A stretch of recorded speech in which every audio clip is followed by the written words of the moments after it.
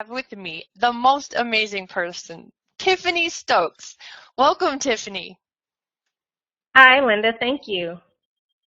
Yeah, it's so great to have you. You're so welcome. So, Tiffany, you have an amazing story of transformation, and I'd love it if you would share that with everybody. Sure. 2 years ago, I was diagnosed with an autoimmune condition, and the Mhm. condition that I was diagnosed with it causes muscle weakness. So Ah, I went yeah. from being pretty much having full strength for, of everything, being able to do everything, to not even being able to do everyday skills. So it was hard to cook, Wow. hard to walk. Uh, it wasn't hard to walk, but I had to be careful so I didn't fall. Oh, So wow. my balance was completely off. I couldn't even open a can of, or any cans, not with a handheld can opener. Wow. Um, I had to sit sleeping up for a few months because I couldn't sit up on my own. So Hmm. I dealt with that. I had to go on prednisone, which is a corticosteroid, and Wow. 6 months of physical therapy. But I also, in the process, I cleaned up my diet. I was vegan, but I cleaned it up even more. Cut out Wow. all processed foods, cut out Yeah. gluten, other foods, and slowly built my health back up. While I was sick, I started health coaching school with the Institute for Integrative Nutrition, Hmm. and that was a year-long process. And originally, that's what I thought I was going to do as far as a business is concerned, but realized that my passion lied in accounting and taxes. Hmm. So earlier this year I switched to that, but otherwise, um, I still have some health issues, but compared to where I was, I am about 85%, 90% better. I just Wow. have to um, be careful of what I eat. I have to um, make sure I keep my vitamin D levels up because that was one of the Yeah. problems. I was extremely deficient in vitamin D. Hmm. Hello? Wow, that sounds like a lot of stress on one woman. And you're a veteran too. You didn't have any issues with Agent Orange or anything like that, though, right? You just went into autoimmune? Right. I didn't deploy, so I didn't have those issues, but I fractured my hip and then I have arthritis in Wow. 4 different locations because of military injuries. Ooh, wow. Well, thank you for your service. Thank you. And you worked for the IRS, so you really know how to keep an entrepreneur safe, don't you? As far as setting up a really good foundation. I do. When I was at the IRS, I audited tax returns, so I know what they look for as Mm-hmm. far as the items on the return that can cause a trigger. So I can help Mm-hmm. entrepreneurs um, make sure they have what they need to not necessarily prevent an audit, but if they should get audited, make sure that they can prove that their expenses are legitimate. Right. I love it. And where does the honest accountant part come from? That comes from part of my past where I felt taken advantage of. What is it? 11 years ago, I bought a house because I listened to quote unquote friends, and 9 months after I bought the house foreclosed. I couldn't afford the mortgage. I thought I could, but I never should have been approved for the mortgage. The lender who processed my application lied on the application. She inflated how much I made per month, which is what Ooh, caused wow. me to get approved. Yeah, Mm-hmm. and when you're waiting tables, I don't know any waitress that makes $3,000 a month. So, Got it. So um, it was yeah, inflated a bit, huh? You didn't hit the balloon payment stuff that was going around for a while. I was actually part of the prime sublending that was during that area when you had a lot of those. So I didn't have the balloon payments, but I had an 80/20 mortgage. Okay. So that also gave me the impression that I could afford it when I actually couldn't. Hmm. Um, Sad. so I ended up having, yeah, so I ended up having to file bankruptcy the next year, and it hurt my trust in people in general, and especially Christians, because the people I was dealing with were supposed to be Christians. Um, and the other part it comes from is just from my studies and from the time working at the IRS. I've learned of many accountants who have been very dishonest, even now. So the whole thing that came about the honest accountant is to show that there are people, there are accountants out there that are honest, that are not going to hurt their clients and not just about the money. You know, they're there to Yeah. help their clients, and to do things right so that things are done correctly. Right, that whole being in service. That's awesome. Okay, so you're going to talk about stress less. Oh, that'll be great, especially when it comes to money and accounting.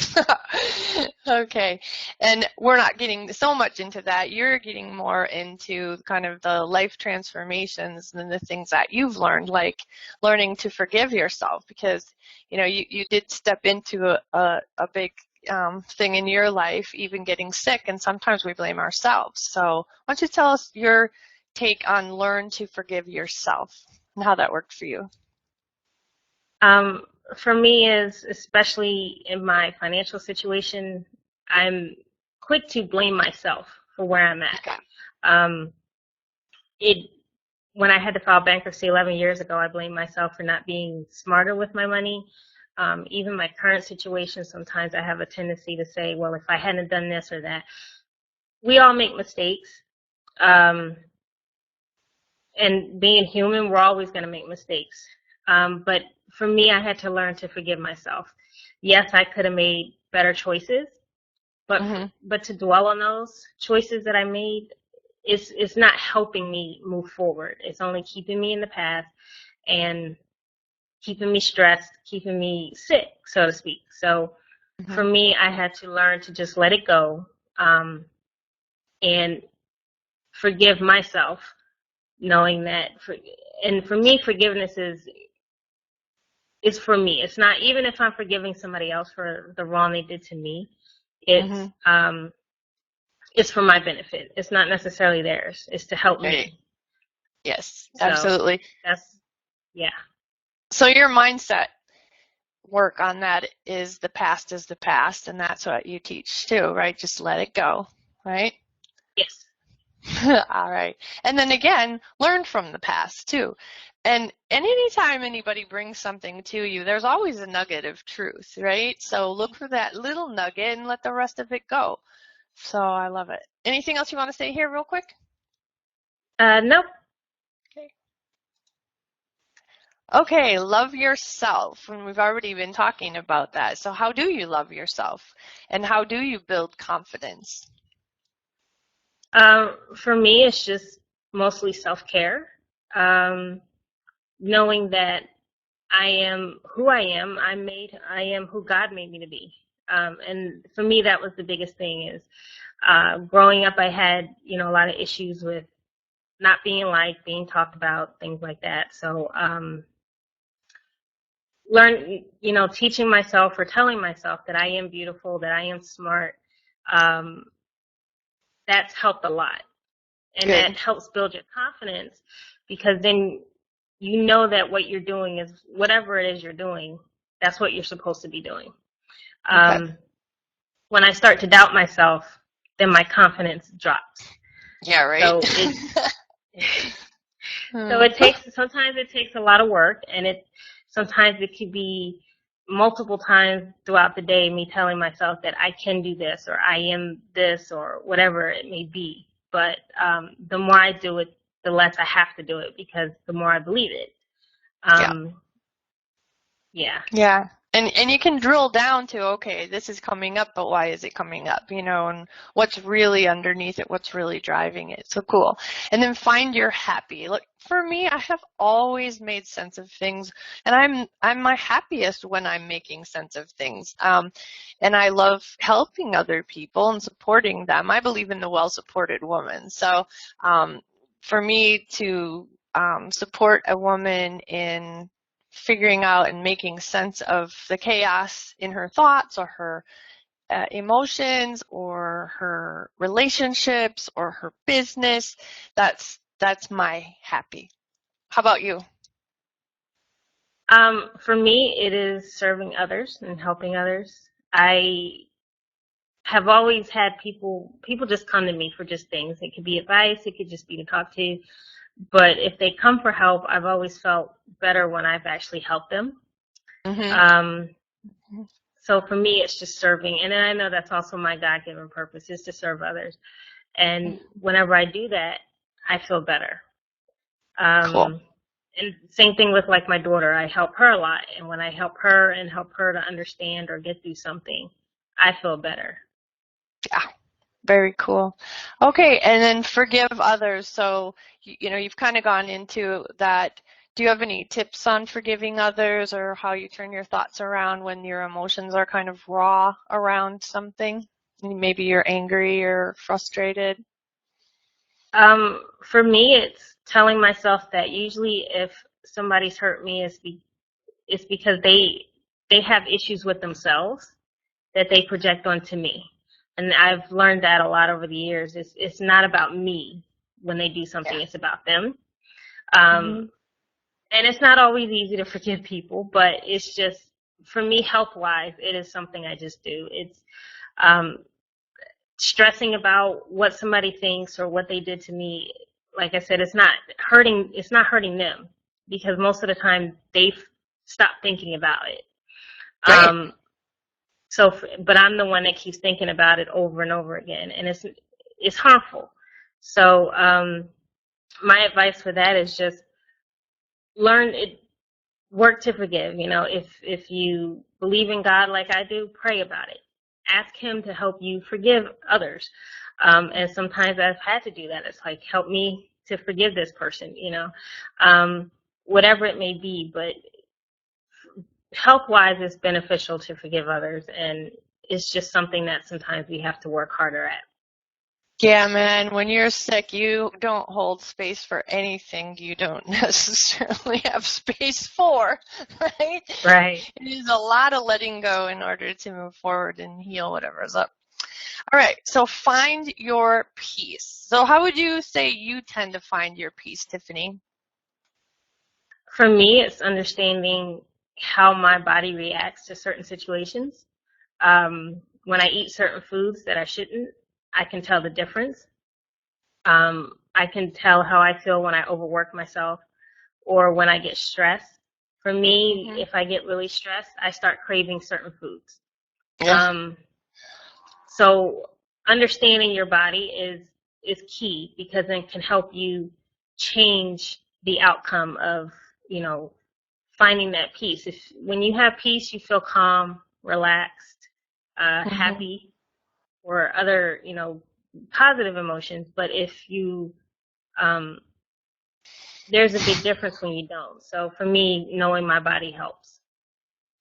Yeah, I agree. And um, like I know what I can eat and when I can eat it. I don't even have to muscle test for it. I just know. And I was at a wedding shower and I just like looked over everything and it was like I'd already eaten healthy things in the car because sometimes if I just eat healthy, then I can have things that I would like to have. I didn't want any of it. It's just like everything was mixed in. The dairy was in there, the gluten was in there. If there wasn't the dairy, there was the gluten.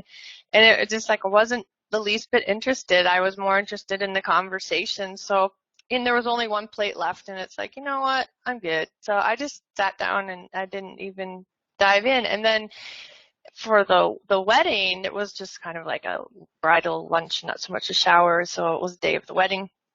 And the day of the wedding or the evening, then I had the whole kit and caboodle catered dinner, and I knew, there was gluten. I don't have a super gluten sensitivity either. So yeah, and I did fine. I did absolutely fine, and maybe just a little tired today, but what I did would have tired me out. It was a outdoor wedding with a high of 51 degrees. And then a Oh whole wow. barn was the reception was in the barn. Oh, it was beautiful and it was fun. It was just a little tiring. So yeah, I hear you on food.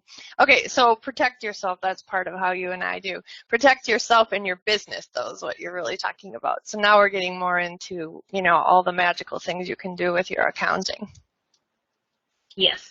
So there are many ways to protect yourself and your business. When it comes to the accounting side, you definitely want to find a good accountant. Mm, Um, most accountants, yes, a lot of them have CPAs under behind their name, but many more don't, especially those that prepare taxes. And when it comes to tax preparers, there's really no certification. So you want to, ask them questions that will help you learn if they can help you. Every business is different, especially if you have an online business. It's going to be different than a brick and mortar business. So you want to know that your accountant can help you with the things you want help with. Um, mm-hmm. you also want to make sure that they're not going to do anything, that's illegal. And then Yeah. when it comes to tax season, before you sign your return, review it. That's like my biggest thing. I've heard of stories where people paid somebody to prepare their taxes, didn't review it, and then they owe hundreds or thousands of dollars because a business was added to their return when they don't have it. Wow. And even though the preparer prepared the return, it falls on the taxpayer. And Wow. as That's unfortunate interesting. it is, and I know it happened to at least one person while I was at the IRS, and it can be heartbreaking for them, especially if they're older. Um, Yeah. so my biggest thing is, once tax season hits, or even if you're in a position where you have to file quarterly taxes, review those returns before they're filed. Cool beans. And do you have any tips about that? Like who is expected to file quarterly taxes, or how does that get figured out? Um, the, Anybody that has a business should file quarterly taxes just because you're estimating how much you're supposed to owe in taxes. Okay. If you're a sole proprietor, you have to pay 15% taxes. So to break it down and pay it throughout the year, you don't have to, but it makes it easier on you come tax season because you may only owe a little bit. You could have overpaid and you'll get it back.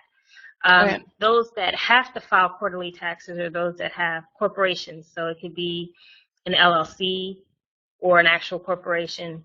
Once you get that designation, and if you're an LLC and have you elected to be taxed as an S corporation, then you have to file quarterly taxes. If you don't file your quarterly taxes, you get penalized for every month that you Mm. didn't file, and it's either 195 or 197, but nearly, almost $200 per month that you get penalized for not filing on time. Wow. That's huge, isn't it? Yeah. Yeah. So protect yourself, people. Yeah. And the thing in entrepreneurship is, you can take off very quickly, and then you're so busy with your business and with clients, and at the end of the year you've made more than you realized, and you weren't paying quarterly taxes, and it can come around and kick you in the butt. Or if you're using 401ks or whatever, that's another thing that can really seriously kick you in the butt. Very cool. Right. Okay, so connect with 10 people every day. You and I connected because you so understand what I call authentic relationship marketing. And you're like, when I said those words, relationship marketing, you like so got that. So tell us about how you do that. What does that really mean to you to connect with 10 people every day? For me, it's just sending messages. It could be via text or a phone call if I have their number.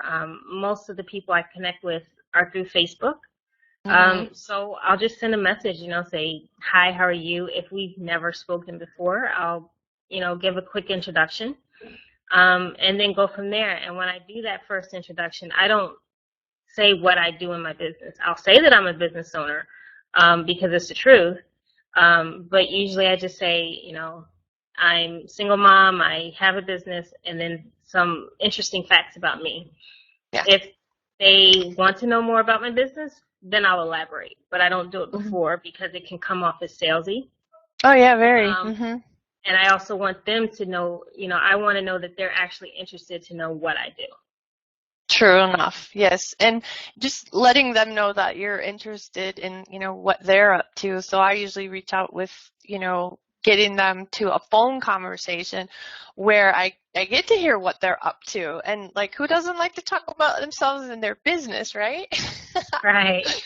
Very cool. Anything else? Any other tips? Because, you have some great point of view tips for people as far as relationship marketing and building those relationships. What else would you like to share there? It's just, when you're connecting with somebody, don't pitch them right away with whatever it had, whether it's if you're in direct sales or you're a coach, whatever it may be. If they reach out and say hi, or if you say hi, don't pitch them right away, because not only is it rude, it's annoying. Mm-hmm. And it'll turn that person off from even wanting to speak to you, because Yeah.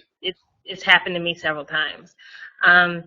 When it comes to connecting with people on social media, don't add them to your group without speaking to them first. Most people are in a lot of groups. They're active in some, not active in others, which is fine. It's going to happen, but they don't want to be just added to a group. Mm-hmm. And it's not showing a good relationship factor when you just add somebody, especially if you've never really spoken to them.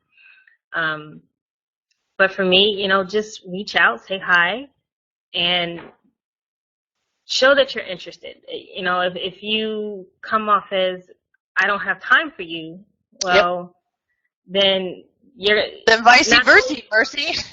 yeah, not, not only are you going to lose a potential client, you could also lose a potential friend or somebody that you could even just network with. I mean, it's not just about getting clients, it's about networking, because that person could know somebody that could use your services. Yep. Or it's the whole trickle down effect. So when you come off as that you're not interested, or you're too busy to speak to them, Mm-hmm. that's a connection that you lost. Yeah, man. Oh, yeah. The way I move through the world, I make sense of things, and the way I do it, though, is through trust and building trust. And that just does not build trust for people at all if you are more interested in you than you are in them, for sure. All Right. right.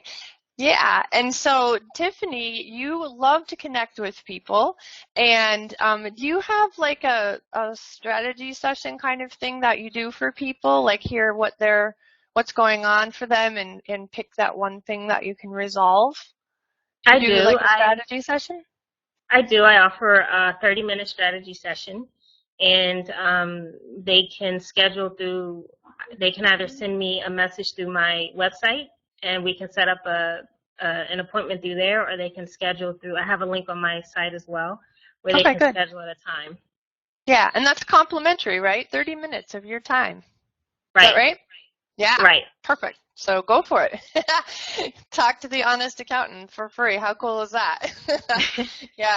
And she'll have, she can just pick that one thing that's really your next step or really up for you and get you really clear and really straight, and feeling safe and worryless, and help you save some money, which is even better. So very cool. Thank you again for that. You're welcome. All right. Anything else that you would like to add? No, thank you for having me today. Yeah, absolutely. It's always a pleasure, and it's always informative to chat with you. So thank you too. Oh, All you're right. welcome. You have a great day. Thank you, you too. Thanks. Bye-bye. Bye.